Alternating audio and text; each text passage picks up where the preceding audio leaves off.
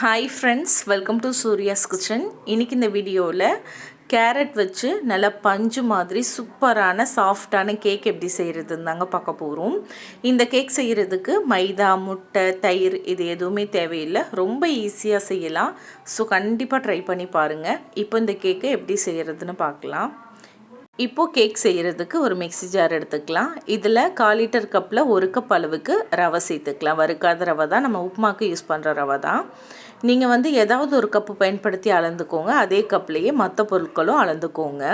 இப்போ அதே கப்பில் 1/2 கப் அளவுக்கு சர்க்கரை சேர்த்துட்டு ரவை சர்க்கரை ரெண்டையும் நல்லா ஃபைன் பவுடர் ஆகிற அளவுக்கு அரைச்சி எடுத்துக்கலாம். எந்த அளவுக்கு முடியுதோ அந்த அளவுக்கு பவுடராக அரைச்சி எடுத்துக்கோங்க. இப்போ இதில் அதே கப்பில் 1 கப் அளவுக்கு துருவின கேரட் சேர்த்துக்கலாம். ஒரு 2 மீடியம் சைஸ் கேரட்டை தோல் சீவிட்டு துருவி எடுத்து வச்சுருக்கேன். இப்போ அதே கப்பில் 1/2 கப் அளவுக்கு காய்ச்சி ஆற வச்ச பால் சேர்த்துக்கலாம். சேர்த்துட்டு இப்போ இது எல்லாத்தையும் சேர்த்து ஒரு முறை நல்லா அரைச்சி எடுத்துக்கலாம். கேரட்டு இந்த கேக்குக்கு உங்களுக்கு நல்ல ஒரு கலர் கொடுக்கும். இந்த மாதிரி நல்லா அரைச்சிட்டு ஒரு பவுலில் மாற்றிக்கலாம். இப்போ அதை அப்படியே மூடி போட்டு ஒரு 5 நிமிஷம் அப்படியே விட்டுறலாம், இருக்கட்டும். இப்போ அடுத்ததாக ஸ்டவ்வில் ஒரு குக்கர் வச்சுக்கலாம். குக்கர் இல்லைன்னா அடிகனமான கடாய் யூஸ் பண்ணிக்கலாம். அதில் உள்ள ஒரு ஸ்டீல் ஸ்டாண்டு போட்டுட்டு குக்கரோட மூடியில் கேஸ்கட் விசில் ரெண்டையுமே எடுத்துகிட்டு மூடி போட்டு மீடியம் ஃப்ளேமில் ஒரு 10 நிமிஷம் சூடு பண்ணுங்கள். அது அப்படியே சூடாகிக்கிட்டே இருக்கட்டும். இப்போ நம்ம ரவையை எடுத்துக்கலாம். இதில் ஒரு 1/4 கப் அளவுக்கு வாசனை இல்லாத ரீஃபைண்ட் ஆயில் சேர்த்துக்கலாம். நீங்கள் இதுக்கு பதிலாக வெண்ணெய் இல்லைன்னா நெய் கூட நீங்கள் யூஸ் பண்ணலாம். இப்போது எண்ணெய் மாவோட நல்லா மிக்ஸ் ஆகிற மாதிரி கலந்து விட்டுக்கலாம். இந்த மாதிரி நல்லா கலந்து விட்டதுக்கப்புறமா இப்போ இது கூட 1 டேபிள் ஸ்பூன் அளவுக்கு கஸ்டர்ட் பவுடர் சேர்த்துக்கலாம். இது உங்களுக்கு எல்லா சூப்பர் மார்க்கெட்லேயுமே கிடைக்கும். ஒருவேளை உங்ககிட்ட கஸ்டர்ட் பவுடர் இல்லை அப்படின்னா அதுக்கு பதிலாக நீங்கள் 1 டேபிள் ஸ்பூன் அளவுக்கு கார்ன்ஃப்ளவர் மாவும் சேர்த்துக்கலாம்.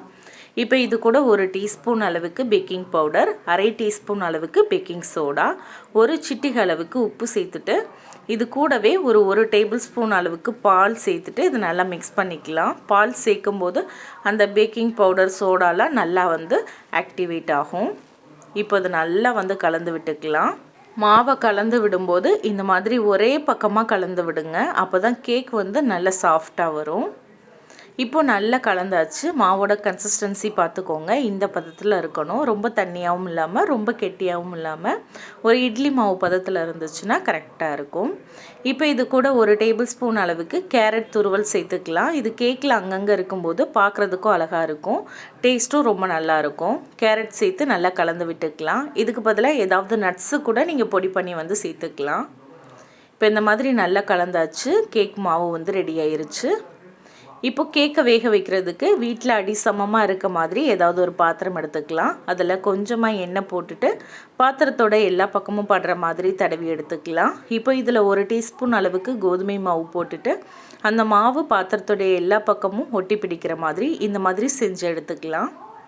எக்ஸ்ட்ரா மாவை நீங்கள் பாத்திரத்தை குப்புற போட்டு மேலே ஒரு தட்டு தட்டினீங்கன்னா எக்ஸ்ட்ரா இருக்க மாவு எல்லாமே வந்துடும். இப்போ இதில் நம்ம ரெடி பண்ணி வச்சுருக்க கேக் மாவை சேர்த்துக்கலாம். சேர்த்துட்டு லைட்டாக பாத்திரத்தை இந்த மாதிரி லைட்டாக தட்டி எடுத்துக்கலாம்.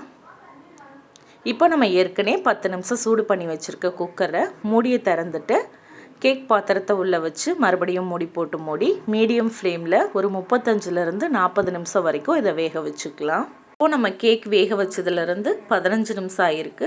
15 நிமிஷத்துக்கு அப்புறமா நம்ம மூடியை திறந்துட்டு கேக்குக்கு மேலே கொஞ்சமாக பொடியாக கட் பண்ண பிஸ்தா இந்த மாதிரி தூவிக்கலாம். பார்க்குறதுக்கு அழகாக இருக்கும். எந்த நட்ஸ் இருக்கோ அதை பொடியாக கட் பண்ணி மேலே சேர்த்துக்கோங்க. இப்போ இதை மறுபடியும் குக்கர் மூடி போட்டு மூடிட்டு இதை சரியாக ஒரு 40 நிமிஷத்துக்கு வேக வச்சுக்கலாம். அதாவது நம்ம வேக வச்சதுலேருந்து 40 நிமிஷம். ஒரு அடுப்போட ஃப்ளேமை பொறுத்து வேகிற டைம் கூட்டி குறைச்சி ஆகலாம். நீங்கள் சரியாக 35 நிமிஷம் ஆயிடுச்சு அப்படின்னாலே செக் பண்ணி பார்த்துக்கலாம், ஒவ்வொரு 5 நிமிஷத்துக்கு ஒருக்காவும். எனக்கு இந்த கேக் வேகிறதுக்கு சரியாக 40 நிமிஷம் ஆச்சு. மீடியம் ஃப்ளேமில் நீங்கள் ஒரு கத்தியால் கேக்கை குத்தி பார்க்கும்போது மாவு ஒட்டாமல் வரணும். அந்த மாதிரி வந்துச்சுன்னா கேக் நல்லா வெந்திருக்குன்னு அர்த்தம். இப்போ வெளியில் எடுத்து வச்சுட்டு நல்லா முழுமையாக சூடு ஆற வச்சுக்கலாம். நல்லா ஆறுனதுக்கப்புறமா ஒரு கத்தியால் ஓரங்களை இந்த மாதிரி எடுத்து விட்டுட்டு அப்படியே நம்ம கேக்கை எடுத்துட்டோம்னா அழகாக பாத்திரத்துலேருந்து ஒட்டாமல் வந்துடும். நல்லா ஆறுனதுக்கப்புறம் எடுக்கும்போது தான் உங்களுக்கு இந்த மாதிரி அழகாக ஒட்டாமல் வரும். இப்போ இதை அப்படியே நம்ம ஒரு தட்டில் வச்சுக்கலாம். இப்போது கத்தியால் நம்ம கட் பண்ணிவிட்டு பரிமாறலாம். வீட்டில் ரவா கேரட்லாம் இருக்குன்னா கண்டிப்பாக இந்த கேக்கை வந்து செஞ்சு பாருங்கள். இதில் நம்ம கஸ்டர்ட் பவுடர் சேர்த்துருக்கோம் இல்லையா, கஸ்டர்ட் பவுடருக்கு பதிலாக நான் முன்னாடியே சொன்ன மாதிரி நீங்கள் கார்ன்ஃப்ளவர் மாவு சேர்த்துக்கலாம். கார்ன்ஃப்ளவர் மாவு சேர்க்கும்போது ஒரு அரை டீஸ்பூன் வெனிலா எசன்ஸ் இல்லைன்னா ஏலக்காய் விதை சேர்த்து அரைச்சிக்கோங்க. இப்போ அவ்வளோதான், சூப்பராக நல்லா பஞ்சு மாதிரி கேரட் ரவா கேக் வந்து ரெடி ஆயிருச்சு. கண்டிப்பாக இதே மெத்தடில் இதே மாதிரி நீங்களும் செஞ்சு பாருங்கள். செஞ்சு பார்த்துட்டு எப்படி வந்ததுன்னு மறக்காமல் கமெண்ட்டில் சொல்லுங்கள். ரெசிபி பிடிச்சிருந்தா லைக் பண்ணி ஷேர் பண்ணி கமெண்ட் பண்ணுங்கள். தேங்க்யூ.